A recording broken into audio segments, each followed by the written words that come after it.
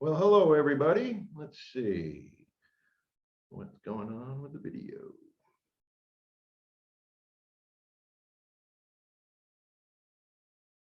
I'm stuck on pies. There we are. Let's see if we got anybody in here. Everybody can hear me. Everybody's logged in. Here we are. Hey, everybody. My name is Dan Sturges, and we are at the beautiful Merchants House Museum.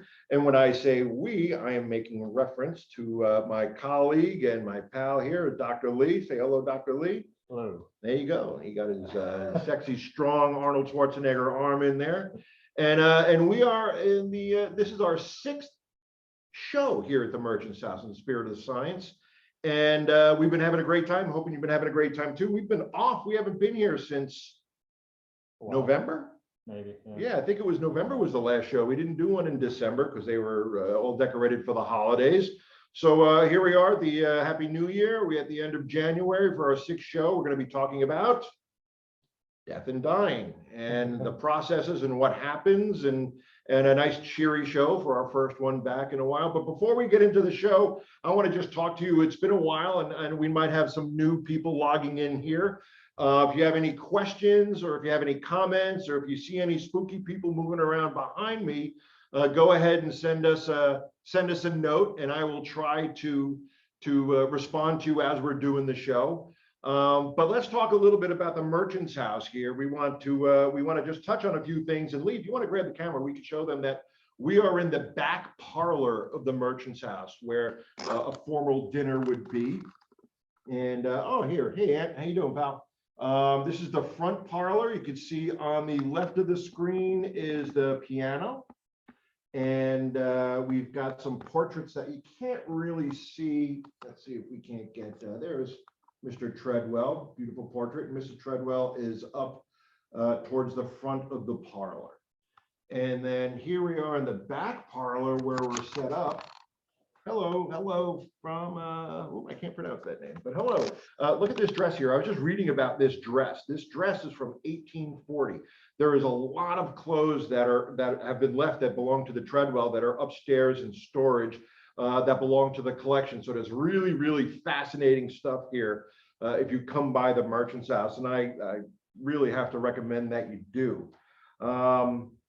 Let's see, and let's see, and also the house wanted me to pass along that 2022 is the 10th year that this house has been battling to protect this house from the proposed development next door. They want to put a hotel next door, which would be insane. Lee, can you point the camera to the moldings up there?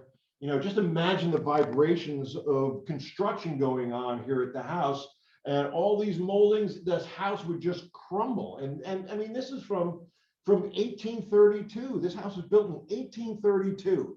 And look at this craftsmanship. You don't see this anymore. And just putting a big nasty downtown hotel next door would just ruin this house.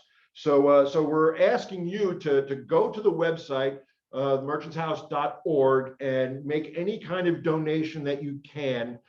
Come to the house and visit, and just drop a couple of bucks in the birdcage as you're walking out the door, and help keep this house alive. And you know, the house has already spent, you know, like $600,000 fighting this hotel build. So every little bit will help. If you can come by and take a tour, take a ghost tour, and just give a couple of bucks to these people that are really putting up a brave, courageous fight against some big money people who are just only interested in putting some money in their pocket, which there's nothing wrong with that, but at the cost of what? You're gonna knock down this priceless hotel, and it would be just tragic if that happened. So so talking about keeping the house alive, you know, we're going to talk about death and dying, which you know, it's a pardon me? It sounds depressing. It sounds depressing, but you know, it depends how you look at death and dying. You know, if you look at death and dying as the end of something, sure, then it would be sad that, you know, if when I pass away or a loved one passed away, that would be the end of that relationship. But if you believe, like I do, that it's not the end, it's just a different part of of your existence, not necessarily your life. And once your vehicle is gone, what happens to your soul, your consciousness? Does, when we talk about hauntings and apparitional hauntings, intelligent type of hauntings, like the cool guys on TV say, we talk about the survival of consciousness after bodily death. And can that consciousness survive? And if it survives, is it self-aware? Does it know that it is now just only consciousness, which according to some really talented mediums that I've worked with, they do. And if this consciousness is aware and aware of us, is there a way for us to communicate with it? That's what we're talking about when we're talking about ghosts and hauntings. But Lee, just to throw you on the spot right away, as far as death and dying, I know this is something that you've been researching for a little bit, and you've been contacting or trying to do some research with hospice nurses and So when you think about it, those hospice nurses and people like them, particularly hospice nurses, they experience death and dying on an almost daily basis. And so I figured, we're better to learn about this. And I'm not the first person to look into this. So what I did was actually read a lot of sources that already existed, that already interviewed a lot of hospice nurses, but also families that had experienced, had been at the bedside of somebody that passed away or whatever. Mm-hmm. And just hearing the experiences, and especially, when you talk to the families, a lot of them are hesitant to talk about that kind of stuff because they're like, oh, this seems like it was a weird experience. But when you talk to the hospice nurses that experience it all the time, they're like, no, that just happens all the time. This is commonplace for them. Mm-hmm. So was there, and I don't know if you even asked, but as far as the hospice nurses having experiences, is it, I know, my dad, and we'll talk about this. I got permission from my mom to talk about my dad and the experience we had. He was in home hospice. But is there any kind of distinction or do nurses have more between what they see and families see? Or do they have more experiences when it's home hospice as opposed to like in the hospital? That's interesting. Yeah, I haven't seen that distinction in the data yet. The data is still kind of not that well quantified. Right. It's more just kind of accumulation of stories. But I think it's around 60% of hospice nurses work in home hospice exclusively instead of in the hospital. So from what I've seen, it seems like it's pretty equal. It's not really different. Like, in a hospice setting where there's actually a building, it's about the same. Have you talked to any hospice nurses? Did you get a chance to talk to them? Yeah. What were they like? Great, really great, caring people, like full of life, happy, they're not what a lot of people might expect them to be. Right, like kind of gruesome people that are into morbid and they're just, some people might consider them to be because of how casual they can be talking about death and dying, but that's because they deal with it all the time, and they don't talk about it casually in situations where you don't want to talk about it casually for, with family members, etc. But if you're just curious and ask them questions, they'll be very open about it because they're not, they don't have much to hide and they see it as just kind of an everyday thing. Right. Yeah, I've often thought about it, and I know you have. We've talked about it, Lee, where it would be really cool to be there when somebody passed and to see, especially with the equipment that you're building and that we're using. And but it's a really touchy subject. And how do you approach a family and say, hey, I'm really sorry for what you're going through. Exactly. Could I hang a capacitor array, and see if your loved one passes through the capacitor array? Even if you talk to, you can also try to talk to people that are themselves in hospice, but even if you talk to them and they're totally on board with it, who knows, their family might not be, right? They're not in the same situation. They might not like the idea. Sure. So it's not really something that's I think part of why that kind of study hasn't been done yet. Yeah. It's still pretty touchy. When we'll talk about my experience and if I got permission, like I said, from my mom to talk about this. So anybody has any questions, just go ahead. Oh, wait, hold on. Dylan Jones has a question for Dr. Lee. What papers have you published on your research and where can I read them? Yeah, so that's an excellent question. And the answer is, for the same reason I don't have my face in this video. Right now, my research, I haven't published anything yet. So I want to, one sort of issue with research that does exist on this topic and similar topics is that people publish the research and then the research gets ridiculed and then nobody replicates it, right? Because everybody's kind of scared off by it. So that's a problem because in science, that's kind of where you get credibility from other labs or other researchers replicating your research and getting the same results, right? So if everybody's kind of already scared off by it from, let's say you do get a lot of media coverage, a lot of your colleagues will be like, you know, what the heck, you're obviously crazy, you know? But Yeah. so the idea is to conduct this research and design experiments in ways that other people can replicate it and do all that before really starting to publish.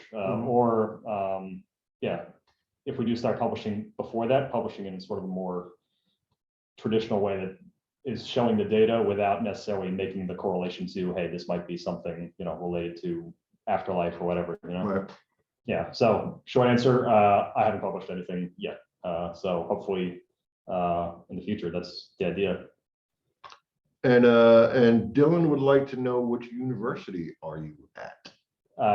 Yeah, again, can't Yeah. disclose that, yeah. Yeah, you know, Dr. Lee, and I didn't say this, the reason we have to kind of keep him hidden is two reasons. One, he's a really good looking guy and I don't want him sitting next to me.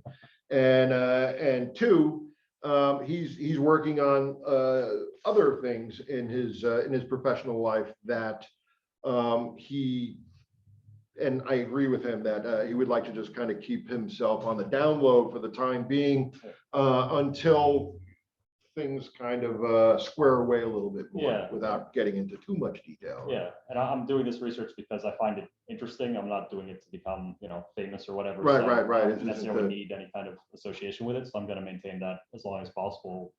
You know, if it was possible forever, I'd probably do it forever. The problem is when you publish scientific studies, a lot of journals don't like you to stay anonymous, so that probably won't be likely at some point or be possible at some point. But by that point, I will have, if I do decide to publish, I will have data that's interesting and been replicated and convincing. So right. Yeah. Oh, and it turns out in Aberdeen, Dylan is an academic parapsychologist and would like to speak to disgust. So yeah, I mean, we can do that in the future for sure, Dylan. I would love to get your take and let's see. And are you here in the States working as a parapsychologist, or did you get your degree here in the States as a parapsychologist? Me? No, I'm talking to to Dylan. Let's see. Anyway, so Dylan will answer that. No, he's in the UK. Hey, all right. How you doing? Way over there. Hi, Dylan. Okay, I have a question for Dylan, but we'll wait for another time. So let's talk about my my experience with my dad, who was in home hospice.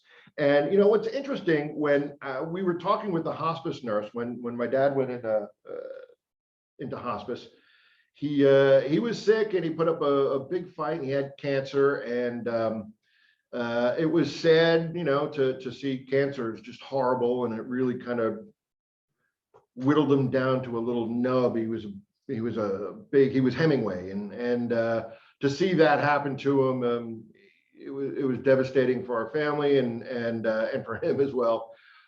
He handled it like a champ, and you know, he had a great life. He wasn't sad to go necessarily. He accomplished everything he wanted to accomplish, and he was fine with going. In fact, I think towards the end he was almost relieved that it was getting close to the end. But you know, as an investigator, you know, we had these hospice nurses coming in because they come in every few hours just to check on things, and yeah, we were having people coming in all day long, and they're very caring and loving people, and they gave us a pamphlet and what to expect. And I tell you, Lee, this pamphlet, you know, the pamphlet started to what to expect, and it was almost from like a month and a half out, 2 months out. Yeah. And it was like right on the money, you know. It was exact, and everything that they would say, you know, with a day out, you should look for this. And sure enough, that would happen, and you would be experiencing things. And it's stuff that you had probably never heard about before, right? No, in fact, nobody hasn't been through that experience. Generally, they read this stuff. It's like, whoa, you know, you can tell the stages of death. Oh my God, the stages and the process of dying, and what happens and what's not going to happen anymore, and what they're going to experience. And you know, they say it's going to be common for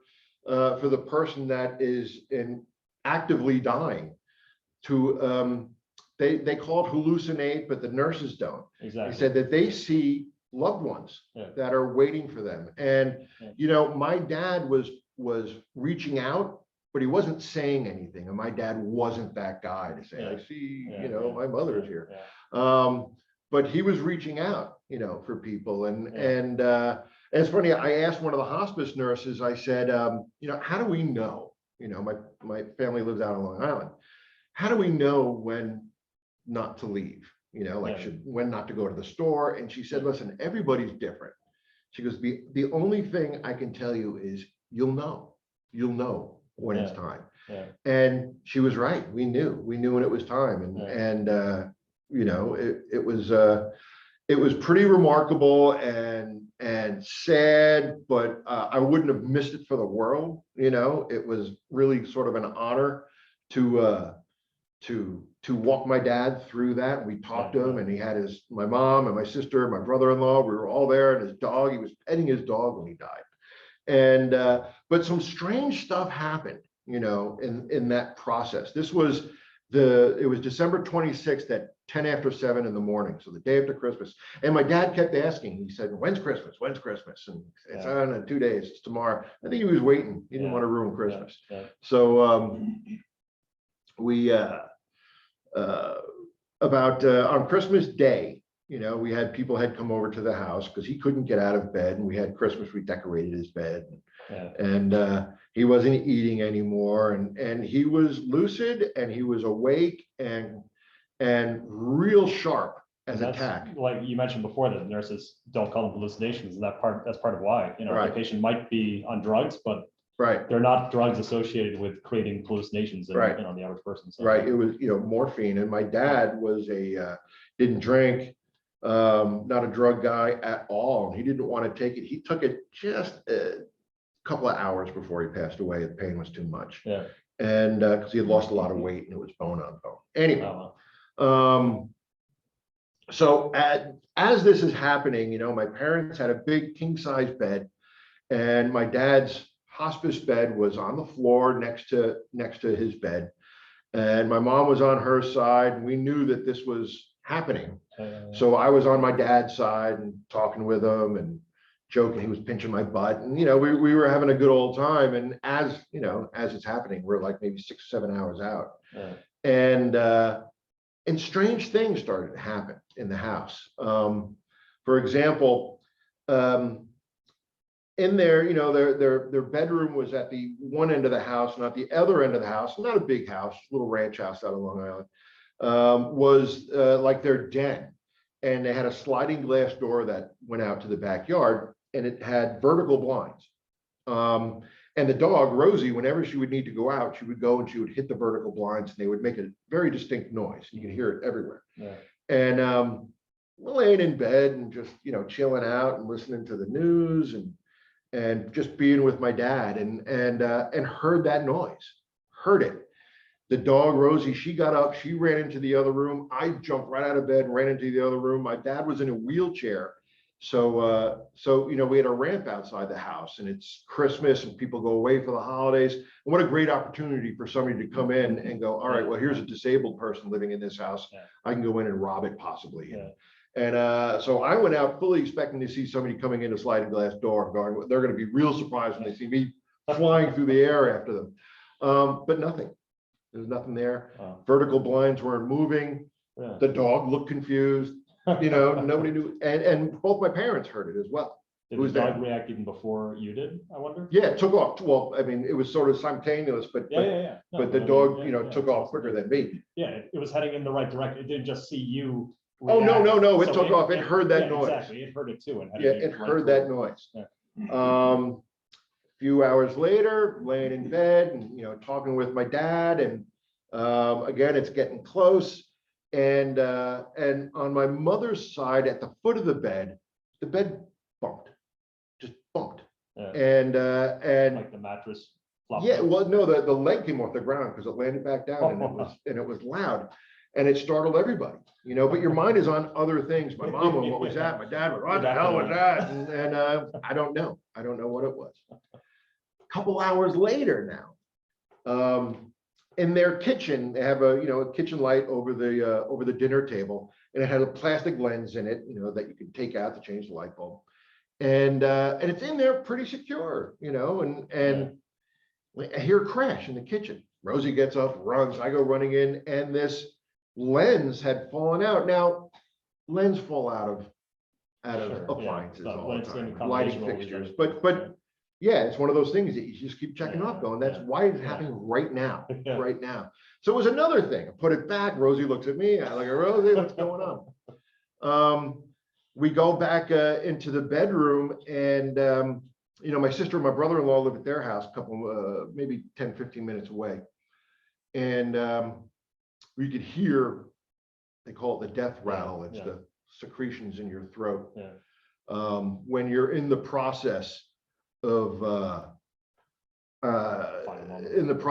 dying, you can't swallow any longer. So it just gets Accumulates. right. And breathing back and forth, your air is running through that, and it gives you that really kind of a horrible sound. Some nurses actually give a drug to like at that time to actually subdue that. Oh, really? Because they realize how distressing it is for the family. Yeah, it's I could probably it's not pleasant, basically. yeah, it's yeah, again, I wouldn't have missed it for the world, but I would really have liked to not have heard Yeah, that. exactly. And it's not painful, it's not, they're not in distress. Yeah, exactly. It's more for the people that are around. But we hear that and you go, okay, I guess we're pretty close. And we call my sister, my brother-in-law, and they flew right over. And so we were all there as it was happening. And I was touching him, he was looking right at me, and my mom, we love you. And he knew we were there. My sister came in, he nodded his head, and we were all touching him, saying goodbye. Thanks for being such a great dad. Thanks for being such a great husband. And we love you, and go, it's okay. I'm not going to get emotional, but at one point, my brother-in-law goes, well, I'll go see who that is. Yeah. And my sister goes, she's crying, we're all crying. And she goes, oh, okay. And he comes back in, and they just had a little moment. You could see themselves go, yeah, nobody there. And then we continued on, and he passed, and he passed very, it's anybody who's been out there, it's not a pretty sight, when somebody passes away, your body's really fighting to stay alive. So it's hard to watch. I think your consciousness is gone at that point, but maybe a half an hour later, and again, this is the day after Christmas, this is the Monday in 2016, December 26th. And you have to call your hospice nurse to report, and then she has to come and she has to actually pronounce him dead. And it's the day after Christmas. So they weren't coming over quickly. So we were with them, which is odd to walk by the room and there's your old man. But we my brother-in-law actually went up and got Egg McMuffins from McDonald's, and that's how that was our morning when my dad passed away, and we were eating McDonald's in the kitchen. But John, we started talking about, like, what was that? Where'd you go out to the living room? And my sister and John both heard somebody say, hey, are you guys okay in there? Yeah, coming from the door. Coming from the living room down the hall. Oh, And at 7 o'clock, and they shut the door when they had come in. The door was still shut when we went out there. There was no, John said he looked out, he looked around. There was nobody, nobody came by. But they both heard. I didn't hear it. My mom didn't hear it. And there wasn't any screaming in the house at the time or anything. So there's no reason for someone to come up to the door. And No. There was no wailing at all. Exactly. It was at that moment, it was very peaceful and grateful, and there was nothing we could do about it. We knew it was going to happen. There's no reason somebody would have come from outside. Nobody should have come in and checked on us. It was 7 o'clock in the morning, the day after Christmas. Exactly. And but we had phenomena happen. And growing up, my household was not a nobody was into that. Nobody was into that. I kept it to myself for a long time. Okay. But my dad would have laughed at that. He would have loved that we're talking about it now. So you guys know, he would have loved to be the center of attention this evening. But it turns out that the little research I did immediately after that, Um, this is common for people that are going through that are transitioning, and they do see people, they do call out. It reminded me of when my uncle told me when my grandmother died. He was with her, and my grandmother was 85, 86 maybe, and had moved to America when she was young, when she was a little girl, maybe 15 or 16. And when she finally passed away, she sat up in bed and called for her mom. And a mom she hadn't probably seen in 70 years. Yeah. So it was interesting. Well, my dad didn't do that, but he was reaching for somebody. And I said, Dad, what are you looking at? He said, I'm just stretching my arm. He was responding to something. Yeah. Also, what you said about, like, he kept asking, like, when's Christmas, and he kind of wanted to let it pass before passing away. That's a common thing too, almost like scheduling death. Yeah, like yeah, a lot yeah. of nurses will say, oh, he told me, he's going to pass away on this date at this time in the morning. Yeah. And or sometimes also as people pass away, like they say, like, stuff that sounds weird, and almost people think it's, oh, they're going crazy or something. But what a lot of times what they say, apparently it's they're like analogies, is what hospice nurses have noticed. And a lot of times those analogies have to do with, like, let's say they might say, like, oh, I want to catch the train, but, like, my bags aren't ready. I'm never going to be able to pack my bags.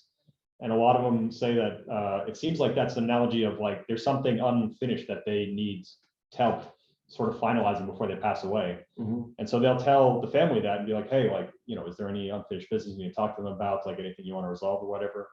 And that will get resolved because they'll have the discussion, whatever, and then the person will pass away, like, 2 minutes later or something, Yeah. There's an amazing book called The Final Gifts that's all about that kind of stuff. It's fascinating. It's by 2 hospice nurses, I believe. And in addition to seeing the phenomena you saw, people see other things as well. One of the things that people see is actually, well, sometimes they'll see light actually come out of people's eyes. Really? Yeah, like essentially a beam of light, or like even a little, like, orb of light come out of their body. And there's a real interesting thing. So you've heard of like near-death experiences, right? So within the scientific community, a lot of people say, like, oh, that's just, it's your brain shutting down and you see that flash of light, and so you're hallucinating, right? Yeah. Okay. So yeah, maybe that's a possibility. So there's this thing that most people don't know about, which is called a shared death experience. And that's actually when a family member will be sitting next to the person that's passing away, and they'll be contacting them, have their hand on them or something, and they'll actually have a similar experience, a near-death experience, sort of like shooting up into the air, like through a tunnel of light and everything. And their family member or whoever that's passing away will be with them. They're going up with them. It's almost like they're getting carried up. And then the last moment, like, before they go through the light, the person's like, no, sorry, you got to stay back. And they zoom back down into their body. Wow. So now this is a scenario where, like, they're experiencing something very similar to the people that have near-death experiences, but they're not near death. They're not hallucinating. They're not on drugs. There's nothing wrong with them at all. They're fully healthy, normal people. And yet they're having these experiences that are incredibly vivid. Yeah, it's just that similarity is incredible. And it's something a lot of people don't know about. So it sort of lends some validity to the possibility that those near-death experiences might be, at least some of them, real things, and not just the brain just zapping itself. And it was funny, I found this stuff off, and I'd given Lee to read this and right before we started the show. So it's talking about death and dying and consciousness and quantum mechanics, and I just want to read you this. In that article, you said it's by, I forget. This is by Dr. Robert Lanza, and he's quoting some other doctors here. But they talk about consciousness, and consciousness resides, according to British physicist Sir Roger Penrose and a doctor named Stuart Hameroff, who research near-death experiences. And it says, consciousness resides, according to Stuart and British physicist Sir Roger Penrose, in the microtubules of the brain cells, which are the primary sites of quantum processing. Upon death, this information is released from your body, meaning that your consciousness goes with it. They have argued that our experience of consciousness is a result of quantum gravity effects in these microtubules, a theory which they dubbed orchestrated objective reduction consciousness, or at least proto-consciousness is theorized by them to be a fundamental property of the universe, present even at the first moment of the universe during the Big Bang. And one such scheme, proto-consciousness experience, is basically property of physical reality accessible to a quantum process associated with brain activity, which is really, really heavy. But I think the gist is that consciousness is released by the body, by the brain, when our vehicle, when the body, cease to exist anymore, when the body dies. Right. And that their consciousness or your soul dissipates out into the universe, and sometimes comes back, and possibly that's what reincarnation is, or near-death experience. That's why you zoom back in. You zoom back in. I watched a video researching this show, and a doctor was talking about how he was in a car accident, and he remembers looking at himself leaning up against a tree, and then it was a cop kneeling over him, giving him CPR. And then he started to shoot up through the tunnel. And he heard a voice say, "Nope, you got to go back. You got to go back. Your dad needs you." And he went back. He was a young man at this.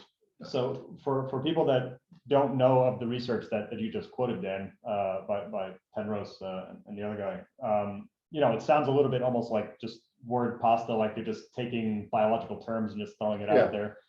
So they're not actually. Their research is pretty fascinating. They're doing like real neuroscience research. And microtubules are basically like a cytoskeleton. It's like a structure, kind of like an internal skeleton inside of neurons in the brain. And they basically act like the railroad tracks on which these other proteins can carry molecules up and down the axon of the neuron. So they help in transmitting signals. And they've done some really intriguing actual neuroscience research on the potential, on the possibility that these microtubules can be affected by quantum effects. And the results are really intriguing. So, even if you're a neuroscientist, it's likely that you haven't heard of that, then you might just be thinking like, oh, they're just making stuff up and just kind of coming up with baseless theories. But I highly recommend to read their research. It's really intriguing, and if nothing else, it'll just kind of open your mind to like, hey, you can do some pretty weird research that's really grounded in real neuroscience. So it's pretty it's really intriguing. Yeah, he talks about this. Our souls are in fact constructed from the very fabric of the universe and may have existed since the beginning of time. Our brains are just receivers and amplifiers for the proto-consciousness that is intrinsic to the fabric of space-time. It's really, really heavy. Have you come across proto-consciousness? What are they saying when they say what I was going to say is, when you get outside of the word like microtubules and like them being quantum entangled, like everything outside of that is just them extrapolating. And a lot of times, like in a scientific paper, if you start putting all that stuff on there, they start talking about the Big Bang. Well, the reviewers will be like, okay, we get the part about microtubules, they're entangled, but now you're just kind of going way off on a huge tangent.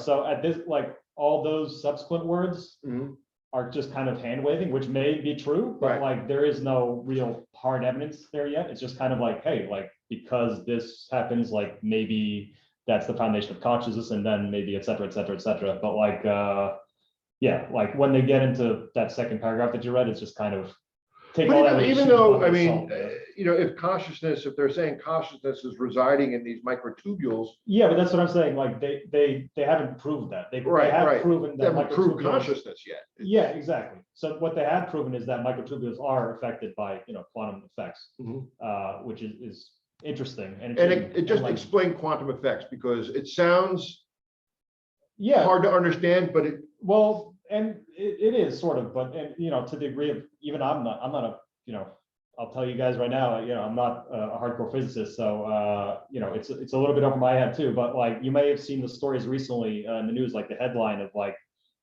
they've quantum entangled a tardigrade, which is like the largest organism, it's largest I guess you could call like system of cells, or it's maybe it might be the largest macroscopic thing that has ever been quantum entangled, right? So quantum entanglement is when you take well, it used to be when they first discovered it, it's like, hey, you can take two electrons, quantum entangle them, and then you send one to one side of the universe, the other one to the other side of the universe, and you affect one one, and the other one react. instantaneously affects the other one. Yeah. So that's What like Einstein spooky called that action. spooky action Exactly, at a distance. exactly. Yeah. So they've done this recently, and again, this is with a little bit of a grain of salt. They've done this with a tardigrade, which is a water bear you might have heard of. Like you've seen cute photos of like this little microscopic water bear. Yeah. They can live in volcanoes. Exactly. And, they live in space. Yeah, you send them to the moon. They don't care. So they've, to some extent, they've done that with a tardigrade. Like they essentially taken its molecules and that make up its body and its atoms and entangled them in a way that if you separate them, they will then affect each other. So I haven't read the actual study, and I probably wouldn't fully understand it even if I did. I have seen some other articles that say, this isn't really, they didn't really quantum entangle it, but like it's intriguing, and definitely look into it. So what it means by quantum effects is essentially that, like, you have these structures that are showing these weird spooky actions that have usually in the past only been attributed to tiny particles like electrons that we didn't really think had much relevance to the real world. But it seems like microtubules, which are microscopic, but they're pretty big structures within our neurons, and they help our neurons function. Like they are subject to these effects. So basically it allows you to extrapolate that there might be sort of some like magic or spookiness to do with how our neurons function, how our brains function. And it's crazy I guess it's not crazy when you talk about all this stuff, and then you throw in, and then you like watch a ghost hunting show. Yeah. And how this hardcore science that these gentlemen are doing, is connected to a ghost hunter show on the Sci-Fi Channel. Yeah. And you've got guys walking around with scientific equipment that they don't know how to use, and they're not using it scientifically, but it's all connected. Everything is connected. Yeah. And you can still see, if you look at those shows and look at the data, they're still collecting data, whether they know how to analyze it correctly or not, because they might not have the training, but you can look at and sort of analyze their data for them. And a lot of times you can start correlating it with these kind of more grounded and hardcore science things, which is intriguing. You kind of have to keep skipping back and forth between the two, like, oh, whoa, I just saw this person in this ghost show like do something crazy. Like, let's just pretend like that is possible. How would that maybe be explainable by this hardcore science? And sometimes you find a connection. It's like, okay, well, maybe. And we're talking, and it just popped in my head when we're dealing with like mediums. Yeah. And I was never somebody who bought into the mediums and mediumship, and it was just not my bag, psychics, and it wasn't my thing. And I met two people that changed my mind. Richard Scholler, who's become a very close friend, who I met him here at the Merchant's House for the first time. Oh, cool. And right where you're sitting, we were in a circle. Yeah. Huh. And then a little 8-year-old girl who was on a television show that I was working on, and amazing, and changed my whole mind, changed my philosophy on this stuff, on investigating, and changed the way I investigate. Yeah. And it just blew my mind. Yeah. But when we're talking about microtubules and these two gentlemen are talking about when somebody passes away, if they're revived, that all of a sudden all that quantum information comes back into the microtubules. Yeah. When a medium is making a connection with somebody, are they somehow downloading that quantum information into their own microtubules? And so along those lines, and again, there's a lot of hand waving, but it's interesting because it's fun, so like you're saying, like maybe their microtubules and the neurons are somehow connecting with this brain, right? Mm-hmm. Even that part, again, a lot of hand waving has some kind of connection to hardcore science, which is you may have heard of mirror neurons, right? Mm-hmm. So if I'm scratching my head, there are actually neurons within your motor cortex, the same part of your brain that like commands your movements, that are firing in the way that they would fire if you were scratching your head too, right? And they're not firing strong enough to actually make you, scratch your head, but these mirror neurons will get activated, and they sort of mirror what the person that's talking to you is doing, right?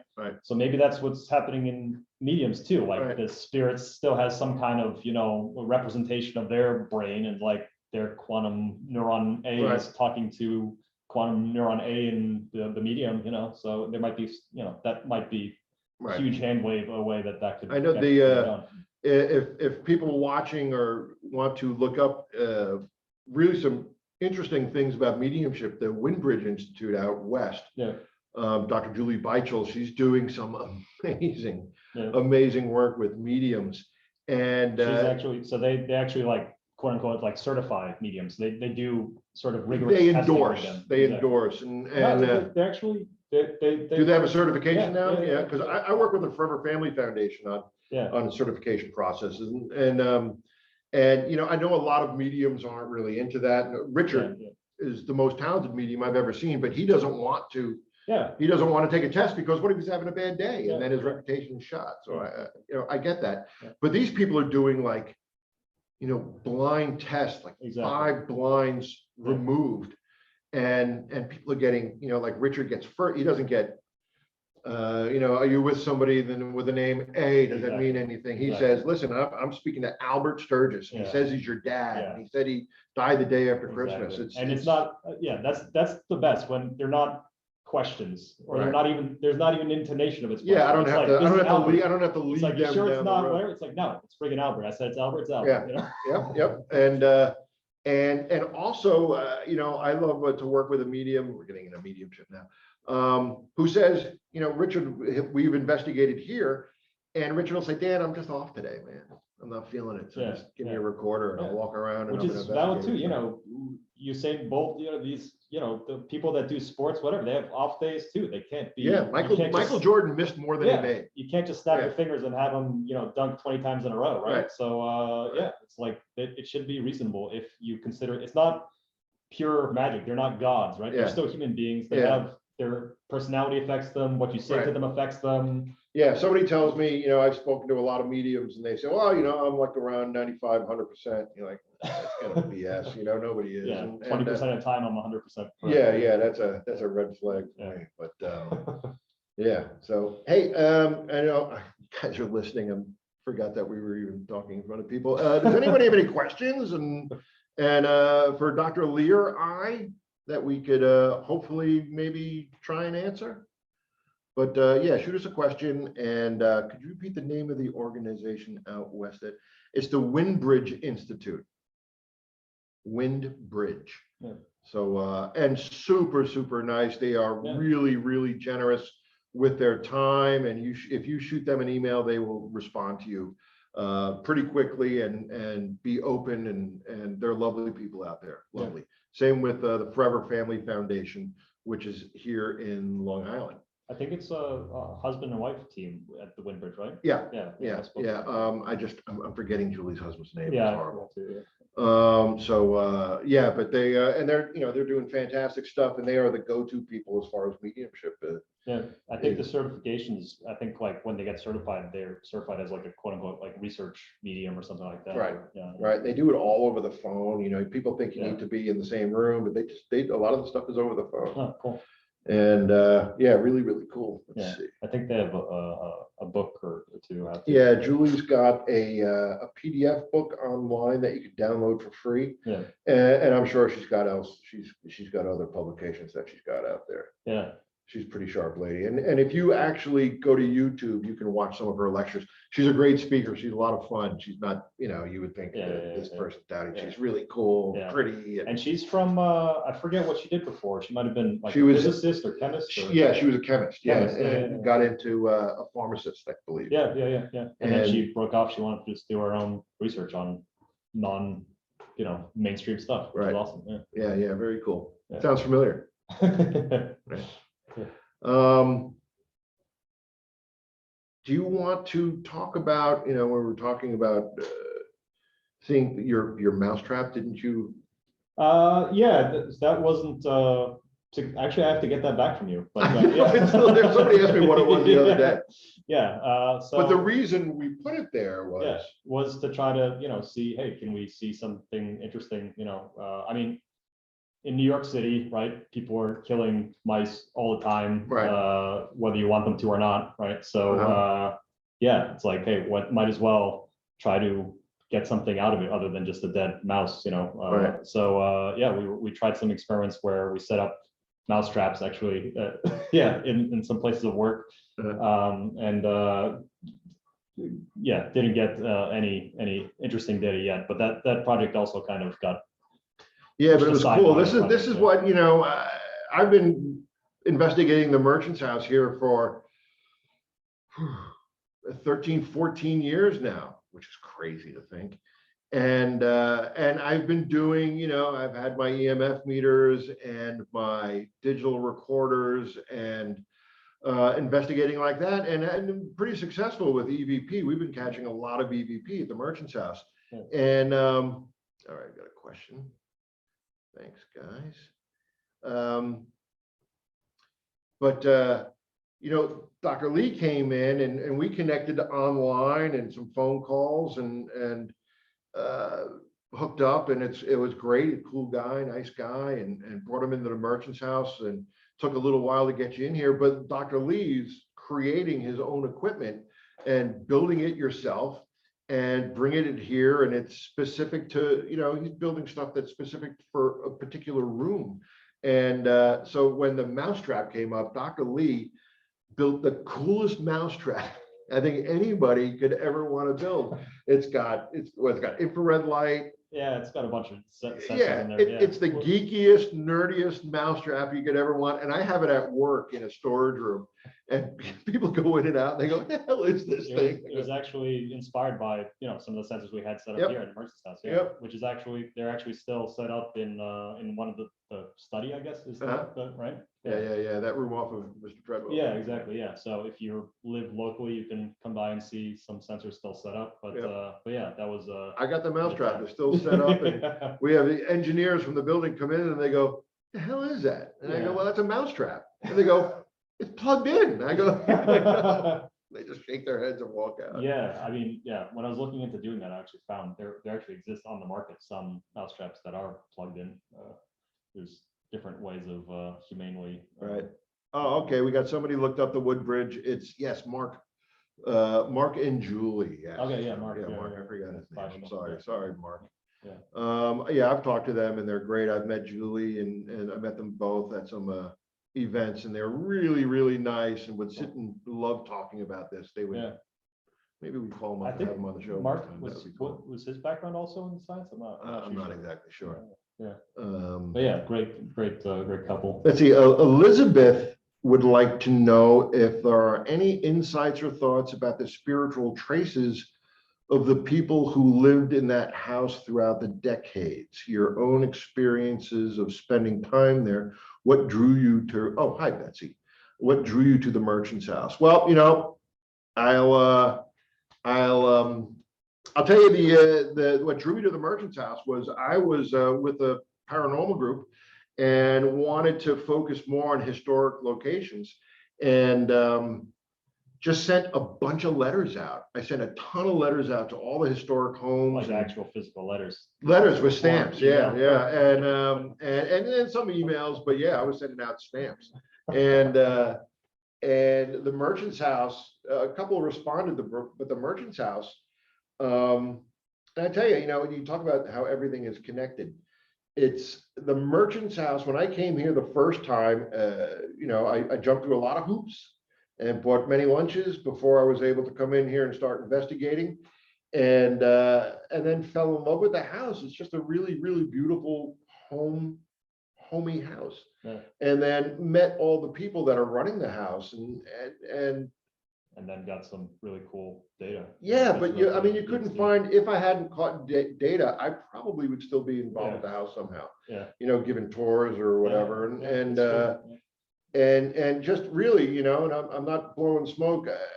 You know, the people, Anthony, Pi, Emily, they've become, you know, while we're only friendly when we're here in the house, we don't spend a lot of time outside of the house together. I love these guys. I really do feel like they are family, and they're doing really phenomenal work here. Yeah, and they're incredibly supportive of this research too. Yeah, awesome. Yeah, it really. And then you talk about strange connections. Discovered, you know, learning about the house, that Seabury Treadwell died exactly to the day 100 years before I was born. So he died on March 7th, wow. 1865. I was born on March 7th, 1965. Cool. So that's a strange little coincidence. And I Yeah. don't necessarily believe in coincidences. So, Yeah. so yeah, that's how I ended That's up cool. here. And let's see, I love looking around when Dylan was here in November, and yeah, Dylan, it's totally an amazing place to be. And you know, Dylan, next time you're in town, next time you're over here, you know, give me a heads up, and love to maybe arrange a great, you know, sit down with you and here at the house. That'd be cool. I wonder if anybody watching if any of them have had their own experiences with, you know, a relative passing away and, you know, seeing something. Or... Yeah, I mean, anybody listening, we do have a fair amount of people in there.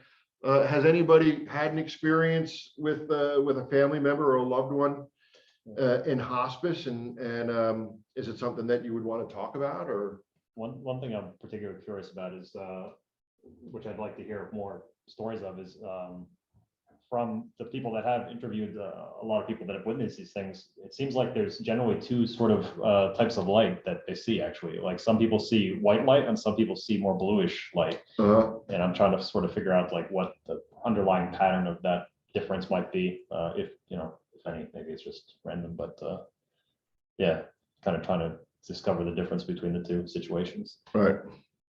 See if anybody is. I just got a bunch of them. Carl, yes, I know it's you, Anthony. And I love you, brother. Yeah, nobody has typed in, so well, that's all right. Yeah, I And mean, you know, it's not something that's comfortable to talk about, and yeah, that's good too. you know, I enjoyed talking about those last moments with my dad. My dad and I were, you know, best pals. So that actually, it's interesting. That actually differs by culture as well, too, which Yeah. is something we're going to talk about in the next show, partially. But yeah, it's like some cultures, you know, they're fine with at least with talking. Right, about and it's it. funny because culture is also, you know, we here in North America or Western civilization, we, you know, we go through a tube, we see a tunnel of light, and in like the Eastern cultures in China, people don't go through a tube; they go over a bridge. And they see a bridge that they have to walk over. And sometimes people tell them, no, don't come over the bridge and go back. So so different cultures have different experiences. Yeah, interesting. Yeah, really. Yeah, also just the medical related people too. They're just going to be more open to talking about it a lot of times outside of Western medicine, at least, or at least if they've been exposed, even if they're within Western medicine, if they've been exposed more to Eastern medicine, sort of more holistic care. Generally kind of more open to discussing that. Yeah. I've heard stories of from doctors that actually have seen some of this stuff, like a light coming out of the body, and nobody else in the room saw it, right? But when the doctor mentioned to others, like, hey, did you see something weird? They're like, oh, no, but you should go talk to Dr. So-and-so, right? And he goes to the room and almost thinks like he's getting punished or something, or, you know, like, what are you doing talking about this crazy stuff? Goes in the room, close the door, and the guy just kind of looks at him and like smiles, and he's like, welcome to the club. Yeah. You know, it's funny, everybody's got a story. Yeah. Everybody's got a story. I'm sure all the people that are here, let's see,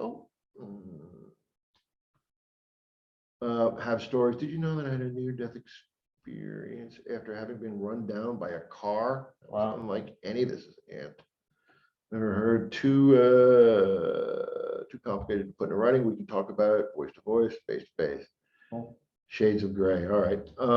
So yeah, Ann, I'd love to hear all about that. One intriguing thing about near-death experiences that I find intriguing from a scientific perspective that a lot of people don't talk about is, like, in general, the way people describe it is they're like, I came out of my body and I was floating up at the ceiling looking down at my body. And it's like, you're a spirit, you know, like this magical invisible thing that can fly around. Like, why are you even below the ceiling? Like, why is the ceiling restricting you? Could you be up on planet Venus looking down at your body? You know, so it's intriguing, like, you know, how those two worlds can coexist, right? Yeah. And maybe my hypothesis right now is that it's because your spirit might have been so recently in the body that it's still used to interacting with the physical world, you know, and being restricted by it. You can't walk through walls and it might not understand exactly that exactly. Maybe it hasn't made that transition yet to being like, oh, like I'm a spirit. I can go where the heck I want. Right.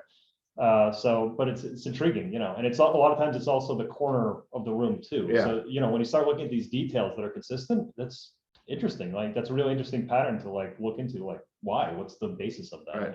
Yeah. Yeah, cool. But I don't know anybody that's personally had those experiences, so. No, but we're gonna have to talk about that. And all That right, was, yeah, we're Anthony that had the Anthony, yeah. experience? Oh, wow. Yeah. Yep. Yeah. And okay, here we are. Somebody is from podcaster Jim Harold. What is a shared death experience, and what does it mean to your afterlife and that of your loved ones? We discussed the subject end of. Sorry, Denise, it's my font is very small. And a life therapist, William J. Peters. You can find his new book on the subject at Amazon. At Heaven's Door: What Shared Journeys to the Afterlife Teach About Dying, by William J. Peters. Right. Here's the correct title. At Heaven's Door: What Shared Journeys to the Afterlife Teach About Dying Well and Living Better. So thank you for that. I'm going to look that up and I'm going to read that. I appreciate that, Denise. Again, why those experiences are intriguing is because it's a totally non-dying, healthy, non-drugged person having that experience at the same time. So right. It's really cool. Yeah. Yeah. Well, all right. Well, we got. I guess we should wrap up, and want to thank everybody for tuning in and staring at my face for a whole hour. I apologize for that. And they get the whole museum. Well, they do. Yeah. Hopefully, you were looking at this person over there, and the cool infinity mirror effect. We rearranged the table for. So again, want to tell you guys to come by and visit the Merchant's House. I am going to also.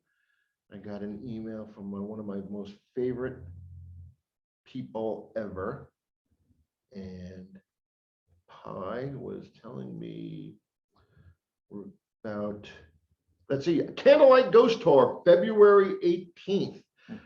You can go to merchantshouse.org/calendar, and you can sign up and take one of the Candlelight Ghost Tours, which are very, very cool here. Sometimes I even pop up and run around with the tours, but they take not as a ghost. I don't pop up. I walk, and you don't want me popping in anywhere, believe me. But it's a great time, and we go through all the house, and we play a lot of the EVP, and we see some cool video that Dr. Lee put together. So it's really, really cool. They sell out all the time. So February 18th, if you want to go, you really should go in and buy tickets right now. And again, all those tickets go to supporting this house. All that money goes to supporting the house. I know the people that give the tours don't accept any money. They don't get paid. They're doing it out of the goodness of their heart. Lee doesn't get paid to do the stuff that he's doing here. I don't get paid. I just like to hang out with Lee. So that's paying enough for me. And get to hang out here. So all the money that is spent for this house to come in and visit or take a ghost tour goes to keeping the house in good shape and fighting the battle against these nasty people who want to put up a horrendous hotel right next door. So say no to hotel hell and come by the Merchant's House and have some fun.